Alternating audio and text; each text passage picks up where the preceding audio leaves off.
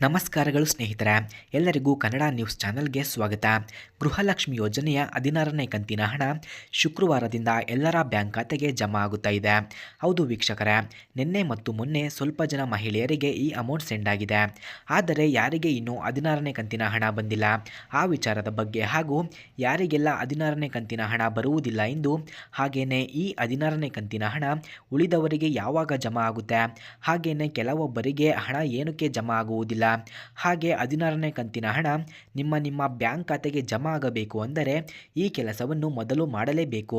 So ಆ ಕೆಲಸ ಏನು, ಹಾಗೆಯೇ ಇನ್ನು ಏನು ಹೊಸ ಅಪ್ಡೇಟ್ಸ್ಗಳು ಬಂದಿದೆ, ಎಲ್ಲದರ ಬಗ್ಗೆ ಮಾಹಿತಿಯನ್ನು ತಿಳಿಸುತ್ತೇನೆ. ಹಾಗೆ ಸ್ನೇಹಿತರೆ, ನಿಮಗೆಲ್ಲ 14ನೇ ತಾರೀಕು ಅಂದರೆ ಸಂಕ್ರಾಂತಿ ಹಬ್ಬದ ದಿನ ಎಲ್ಲರ ಖಾತೆಗೆ ಹಣ ಜಮಾ ಆಗಬೇಕಿತ್ತು.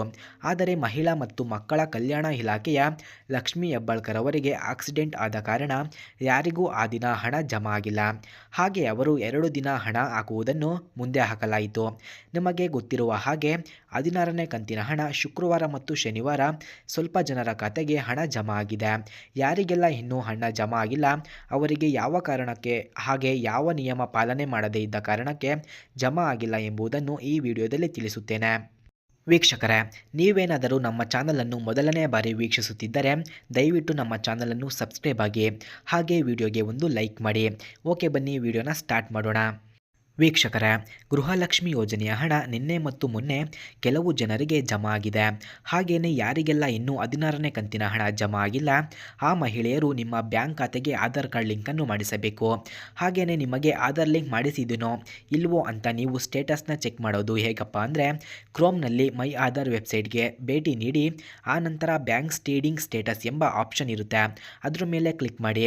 ಆ ನಂತರ ನಿಮಗೆ ಆಧಾರ್ ಲಿಂಕ್ ಆಗಿದೆಯೋ ಇಲ್ಲವೋ ಎಂಬ ಮಾಹಿತಿ ದೊರೆಯುತ್ತದೆ. ಹಾಗೆಯೇ ನೀವೇನಾದರೂ ಬ್ಯಾಂಕ್ ಖಾತೆಗೆ ಆಧಾರ್ ಲಿಂಕ್ ಮಾಡಿಸಿಲ್ಲಪ್ಪ ಅಂದರೆ ಅಂಥವರಿಗೆ ಹಣ ಜಮಾ ಆಗುವುದಿಲ್ಲ. ಈ ನಿಯಮ ಹೊಸದಾಗಿ ಬಂದಂತಹ ನಿಯಮವಾಗಿದೆ.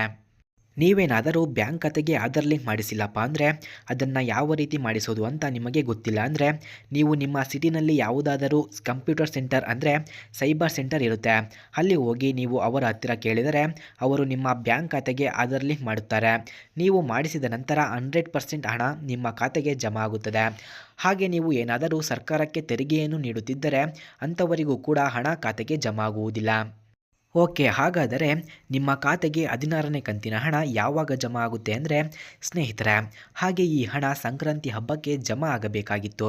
ಆದರೆ ಸಂಕ್ರಾಂತಿ ಹಬ್ಬದಲ್ಲಿ ಲಕ್ಷ್ಮೀ ಹೆಬ್ಬಾಳ್ಕರ್ ಅವರ ಕಾರು ಅಪಘಾತದಲ್ಲಿ ಗಾಯಗೊಂಡರು.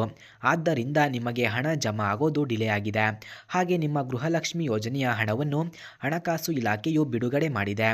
ಇನ್ನು ನೆಕ್ಸ್ಟ್ ಇರುವ ಪ್ರೊಸೆಸ್ ಏನಪ್ಪ ಅಂದರೆ, ಮಹಿಳಾ ಮತ್ತು ಮಕ್ಕಳ ಕಲ್ಯಾಣ ಇಲಾಖೆಯಿಂದ ಬಿಡುಗಡೆಯಾದಂಥ ಹಣವನ್ನು DBTಯ ಮೂಲಕ ಪುಷ್ ಮಾಡಬೇಕು.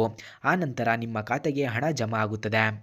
ಹಾಗೆ ನಾಳೆಯಿಂದ ನಿಮ್ಮ ಬ್ಯಾಂಕ್ ಖಾತೆಗೆ 16ನೇ ಕಂತಿನ ಹಣ ಹಾಗೆ ಪೆಂಡಿಂಗ್ ಇರುವಂತಹ 15ನೇ ಕಂತಿನ ಹಣ ಸೇರಿ ಒಟ್ಟು 4,000 ಹಣ ಜಮಾ ಆಗುತ್ತದೆ ಎಂಬ ಮಾಹಿತಿ ದೊರಕಿದೆ ಸ್ನೇಹಿತರೆ. ವೀಕ್ಷಕರೇ, ನಿಮಗೆ ಈ ಮಾಹಿತಿ ಇಷ್ಟವಾಗಿದ್ದರೆ ಈ ವಿಡಿಯೋನ ಶೇರ್ ಮಾಡಿ, ಹಾಗೆ ಲೈಕ್ ಮಾಡಿ ಮತ್ತು ನಮ್ಮ ಚಾನಲನ್ನು ಯಾರಾದರೂ ಸಬ್ಸ್ಕ್ರೈಬ್ ಆಗಿಲ್ಲ ಅಂದರೆ ದಯವಿಟ್ಟು ನಮ್ಮ ಚಾನಲನ್ನು ಸಬ್ಸ್ಕ್ರೈಬ್ ಆಗಿ. ಧನ್ಯವಾದಗಳು.